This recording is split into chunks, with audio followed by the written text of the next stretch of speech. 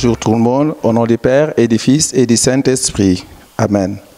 La grâce de Jésus-Christ notre Seigneur, l'amour de Dieu le Père et la communion de l'Esprit Saint soient toujours avec vous et avec votre esprit. Chers téléspectateurs, chers amis de Sambadia TV, chers membres de l'équipe de Sambadia TV, chers paroissiens de la Fondation Notre-Dame de Lourdes, composée des secteurs de Sambadia, Mbissel Fadial et des villages de Babokar et de Ndjedjen. Je vous salue tous. Nous sommes là dans la chapelle Notre-Dame de Lourdes de Sambadia. Une chapelle. Nous sommes là pour vous présenter ce qui va se passer le jour de la Pentecôte. Après la déclaration des évêques, le communiqué portant l'annonce de faire fi à Popenguine cette année, nous sommes réunis ici, en conseil pastoral paroissial, pour penser, réfléchir. Et après une longue réflexion, nous nous sommes convenus à ceci. Nous organisons un pèlerinage marial paroissial, ici dans notre fondation. Comme vous le voyez dans le programme, ça sera le 24 mai, lundi 24 mai, jour de la Pentecôte. Le thème de ce pèlerinage, c'est le thème marial de cette année, à l'occasion du 133e édition du pèlerinage marial de Popenguine.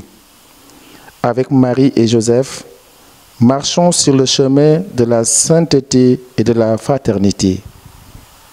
Mbokk yi, ginnaaw bu ñu dégloo évêque yi, suñu njiit yi,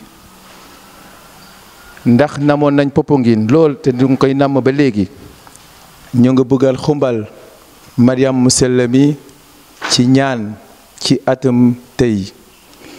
At bi xam nañ ni fi nekk ndax feebar bi na wàññeeku na mais des na tuuti. Looloo tax suñu njiit yi ne ñu ku ne na organiser pèlerinage boppam ci paroissam. Ginnaaw bu ñu déggee loolu ñun ñëpp toog nañu waxtaan xalaat te di leen rassurer ne dinañ respecter les mesures barrières. Loolu moo tax ma gërëm Sambadia TV ak équipe bi yépp ñu ñëw tey pour waxtaan ak ñun ci lu demee ci pèlerinage bile. Comme nu mu ko waxee ci français, ànd ak Marie ak Yosef nañu dox ci tànk Yàlla, tànk jub, tànk mbégte ak tànk itam mbokk. Kuñ koy tegtal mooy l'abbé Simon Niakh, nekk curé de la paroisse Sainte Jeanne d'Arc de Fatick. Ku ne xam na abbé Simon. Abbé Simon def na Sine, def na Petite Côte, yàgg na nekk curé borom kër Fadiouth. Ginnaaw bu mu jógee foofu ñu andi ko Fatick. Ma am chance trop ak mbégte def ak moom équipe 2 ans. Bu ma ko woowee nangul nañ ko. Nangu na ànd ak ñun pour présider bile célébration.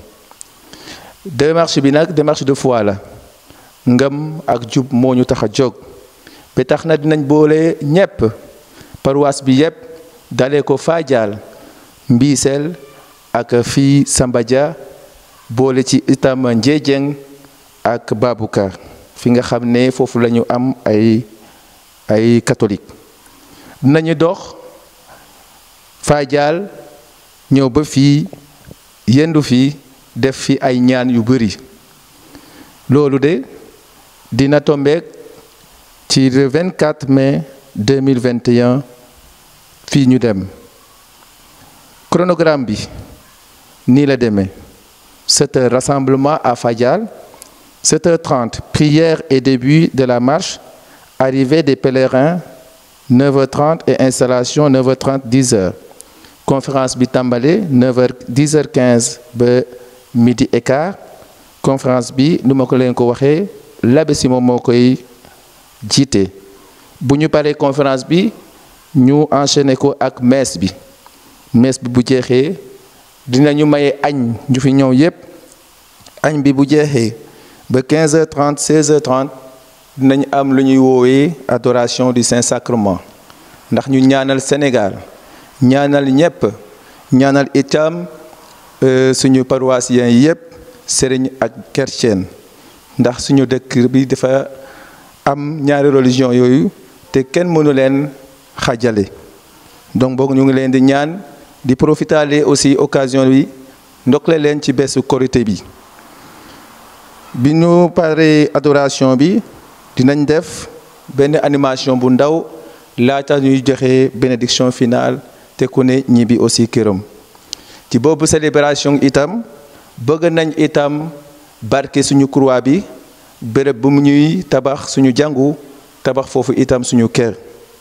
mais itam bëgg nañ barke itam jiw yi ndax nawet baa ngi jublu dañ ko bëgg a def une pierre deux coups comme ñëpp ñoo fi ñëw képp kuy ñëw na andi semence am comme ça ñu barke ko ndax barke itam tool yi ndax nawet bi ñu jublu mën a doon nawet bu naat nawet bu neex nawet boo xam ne du am jàngaru du am aussi jafe-jafe lii moo nekkoon suñu programme bi ci Pentecôte bi xam ngeen ne itam ne Pentecôte ñëpp ñoo doon dem Popenguine mais Popenguine lan moo tax ñaari at a ngi nii demuñu foofu ñëpp xam nañ vraiment la cause mooy feebar bi corona te feebar bi day bañ dajaloo day bañ itam wala nit ñu bëri loolu moo tax évêque yi ne naam mu ngi wàññeeku mais nañuy def attention ba yemale ko ci suñu paroisse yi xëy nañ ci suñu paroisse yi du am débordement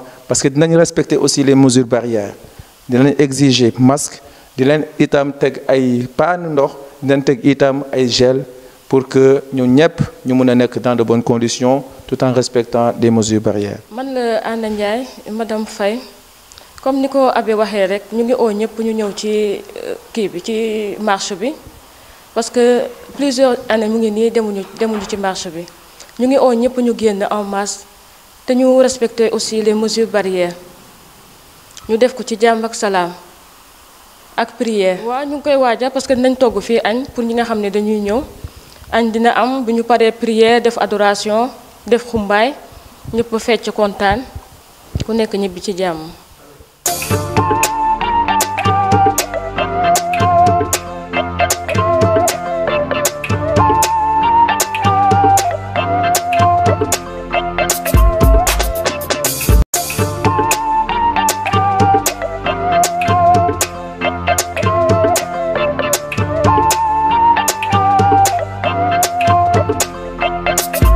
Bonjour, bonsoir chers internautes.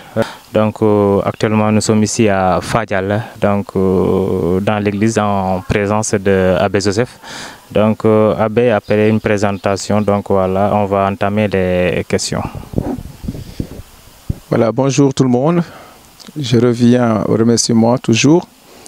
C'est l'Abbé Joseph Diessano Faye, responsable de la fondation Notre-Dame de Lourdes. Et nous sommes ici à Fadial. Fadial fait partie de la paroisse. C'est un grand secteur de la paroisse et qui regroupe beaucoup de chrétiens et qui est une communauté aussi fervente.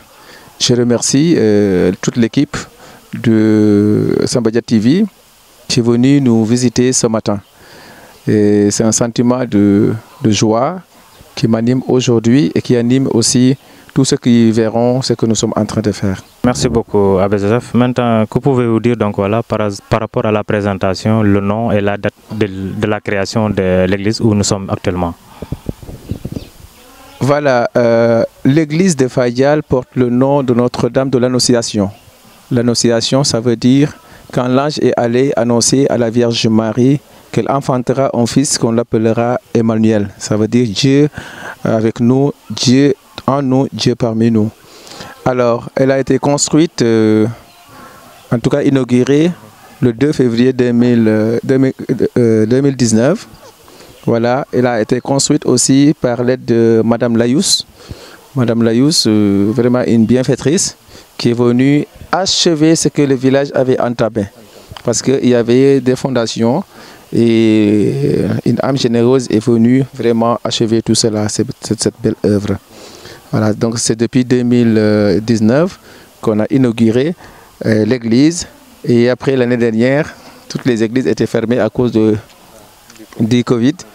Et c'est cette année qu'on a encore commencé et voilà que nous sommes en réflexion. Donc comme vous l'avez vu tout à l'heure, donc le matériel est toujours là. Voilà, merci beaucoup Abbé Joseph. Maintenant, comme vous le savez, on prépare donc voilà, vous préparez un grand événement, donc la journée du 24. Et je pense que donc voilà, la marche prendra ici départ. Et nous voulons unir d'abord les liens, unir les âmes.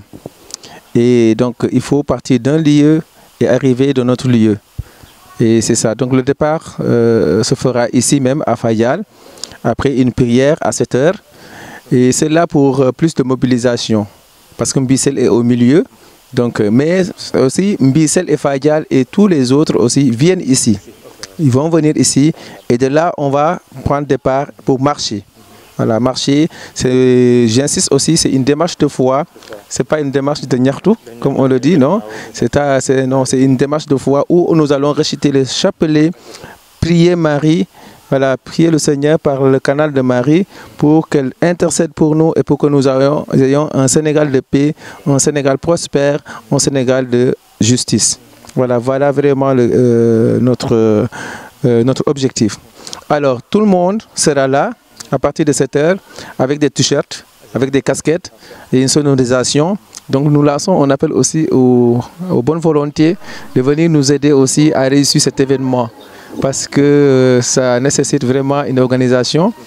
Déjà, les masques, on ne dira pas non. Le don de masques, don de gel, on ne dira pas non. Don de repas aussi, on ne dira pas non. Voilà, tout ce que les gens peuvent faire pour nous aider à effectuer cette démarche de foi, voilà, nous sommes preneurs.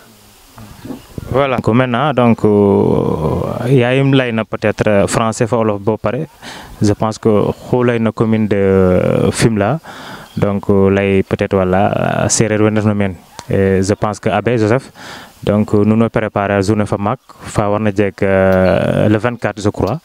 Maintenant, quel est l'appel que vous avez lancé donc voilà à l'endroit donc voilà des pèlerins donc chrétiens ou andone ya warangarmen donc voilà pour programme fait donc voilà nama sahitka départ fait pour organisation fait donc voilà donc comment la ten donc voilà pour pèlerin que voilà vraiment le jour J donc voilà dan kena chungtelo den quoi ketambarna mi vraiment comment la den par rapport à ça.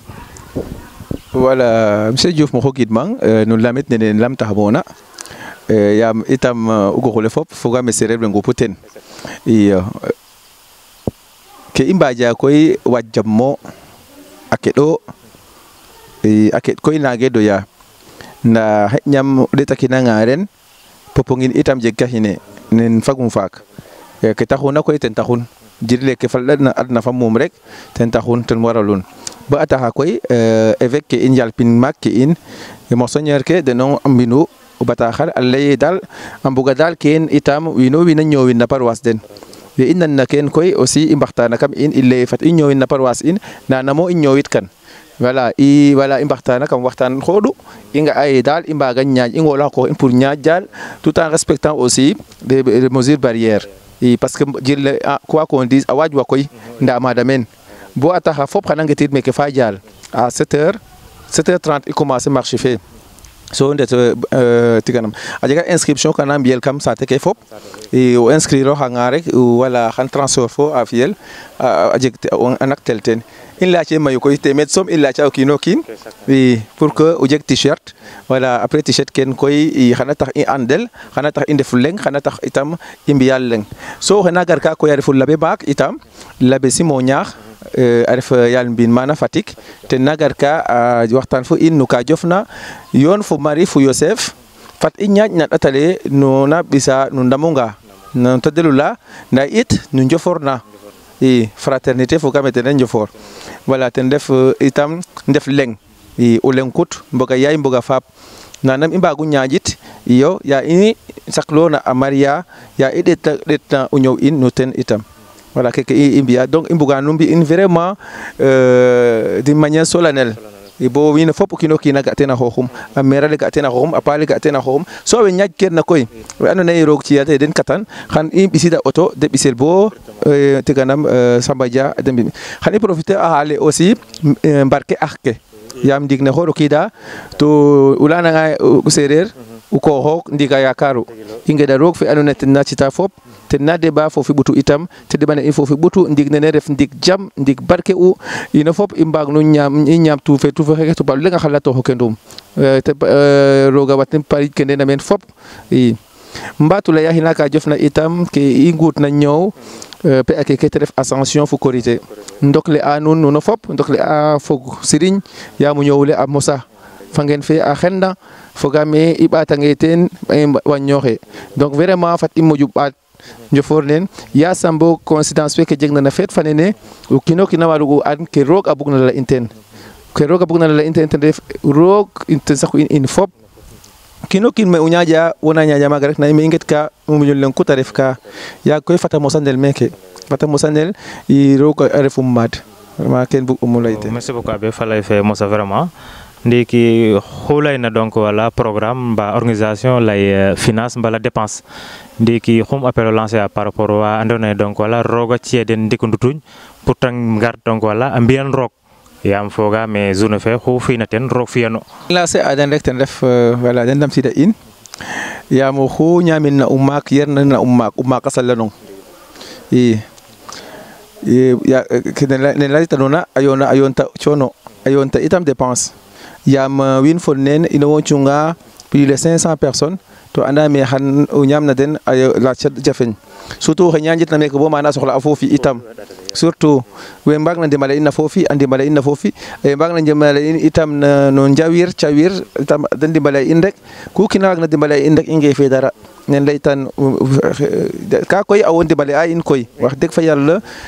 surtout le maire de Fimela voilà vraiment ana ndimale a in mayu nda it fañce itam iɓatun lay programme ke in rek yasam roga joforna ina fop way maintenant quelle sera la bénédiction finale donc voilà bénédiction finale tan ngidim roog yam mo fanga bo kene roga sipin men wande roog ka ɓerne tan no wiin rek voilà ku i njegna xay fo ku i mbaag na xay ka i mbaag no relu ten to roog som na waag no rana in yasam bog roog fe jegna fopa waag no ra in fop xay bo i ngeno meke te ɓaatu waag no rana in beto mbeet a ɓangara siya pakateer to ko kino kina in a mucil ɓasil ke a mucil itam we andoona yee den na ƴufa ñaal fu yeng na koɓale na voyage ke a saytoxa in na accident nu refna to a barke ɓasil ke fop ndax i ndef leŋ laya leŋ no gon Yesu Christa fe na madoxa fo roog ndiki bona mos bo mos amen.